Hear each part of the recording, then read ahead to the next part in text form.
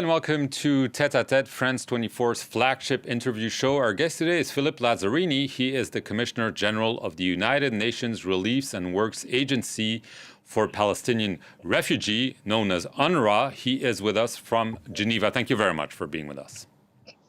Thank you for having me. Mr. Lazzarini, after a one-week lull, fighting resumed this Friday in Gaza. We know that already 70% or more of the population has been displaced by the war and has moved towards the south of the Gaza Strip. Are you fearing the worst if indeed the battle now comes to the south of the Gaza Strip? I am indeed deeply concerned. We have seen during the first phase of the war that more than 1.7 million people have been displaced, 15,000 people have been killed, among them 10,000 women and children. We have also seen that UN premises hosting and sheltering about 1 million persons today have also been hit since the beginning of the war, leading to the killing of more than 200 people. We have seen that there haven't been a real safe place for the people to move in the Gaza Strip.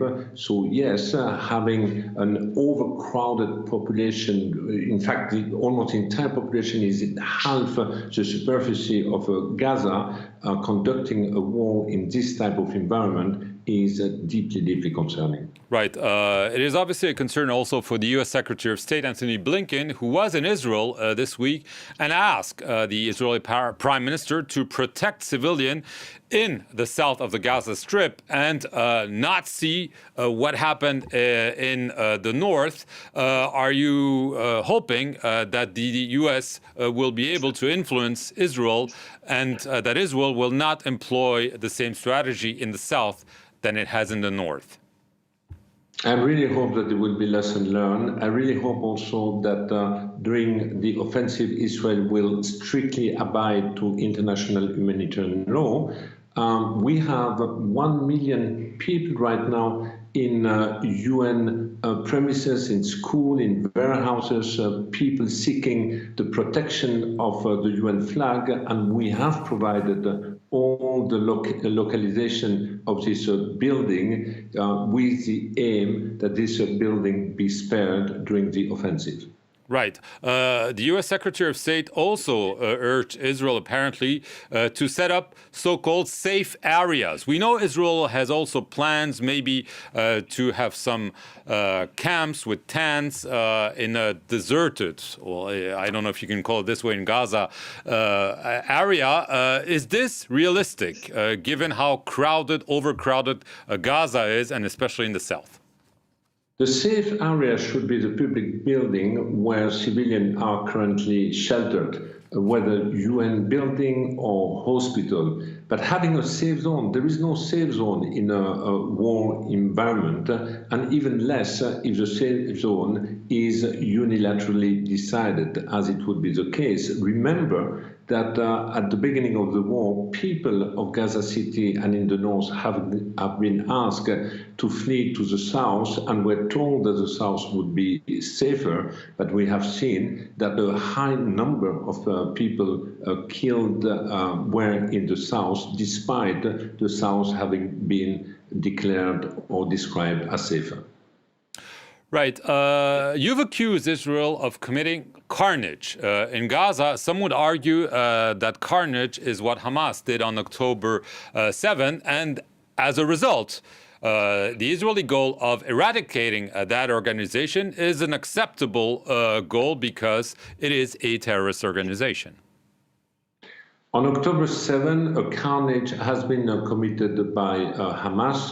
This is despicable, it's abhorrent, needs to be strongly condemned. At the same time, a war now is taking place in Gaza, led by the Israeli army, which has caused the killing of more than 15,000 people, and among them 10,000 children and women, which is more than 2 years of civilians killed in the Ukraine war. Here, what we are saying is this number cannot really be collateral, And we expect, and I expect, that the rule of law be more strictly abide. Here we are talking about the notion of proportionality and distinction. Right, because when you use the word carnage, it means that this has nothing to do with respecting international humanitarian law, but this is more in the kind of category of war crimes or things like that, right? This is what you're accusing Israel of. The nature of the crime will be determined after the war through the existing legal instrument. My comment was that it is difficult to justify collateral damage when we are talking about such a high, staggering number of people having been killed. Right. UNRWA has paid a heavy toll in lives. The schools are closed. Most of the facilities are. Do you accuse Israel of deliberately targeting UNRWA places? I'm not finger pointing at. I'm just saying that we indeed, as an organization, have lost more than 110 of our colleagues who have been killed under bombardment. That number of UN premises have been hit more than 80 times since the beginning of the war, leading also to the killing of more than 200 people. Now, again, there will be, at the end of the war, most likely a legal mechanism, which will determine who has been responsible and the nature of the crime. Israel is also accusing UNRWA of sheltering Hamas, either combatants, sympathizer, or even Hamas infrastructure. What is your response? I have never ever received any allegation that UNRWA is sheltering Hamas combatant. Would this be the case, it would be a very grave breach again of the rule of law, and it would also be a war crime would a civilian be used for human shield. Right. There is a more precise allegation that came up just recently. Israel's Channel 13 claims a hostage recently released this week said that he had been detained for 50 days by a teacher at an UNRWA school. This is a very serious allegation. This is more than the other accusations of UNRWA staff sympathizing with the October 7th attack. This is much more severe if it's true. I think, as you say, if it is true, it is indeed a serious allegation. It's a concerning allegation. We keep asking questions about where this allegation is coming. We have asked the journalist to tell us what more does he know to help us to better understand what he's talking about. But so far, beyond a post, beyond a tweet having been posted on the platform X, there is absolutely no other information available at this stage. What about the more general allegations that you are employing Hamas sympathizers?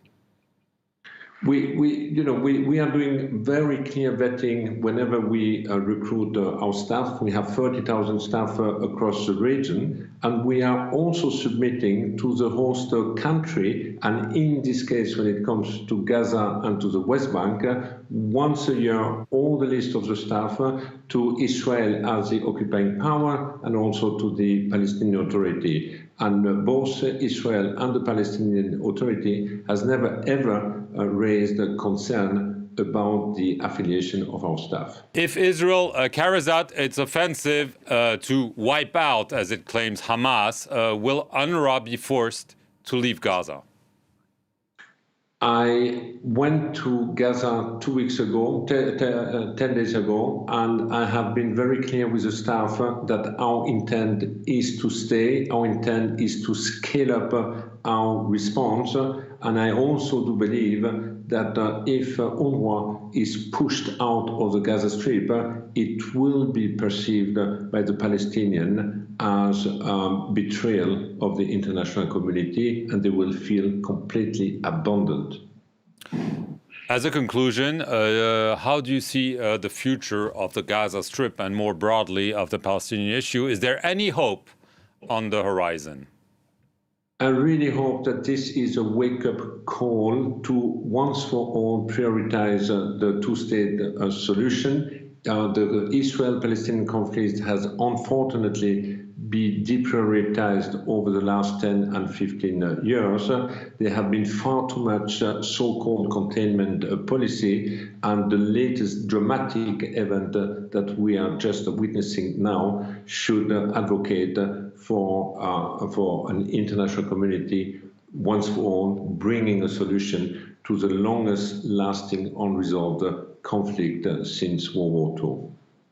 Philippe Lazzarini, I want to thank you very much for appearing here on France 24, and I want to thank you all for watching this show. Stay tuned for more news.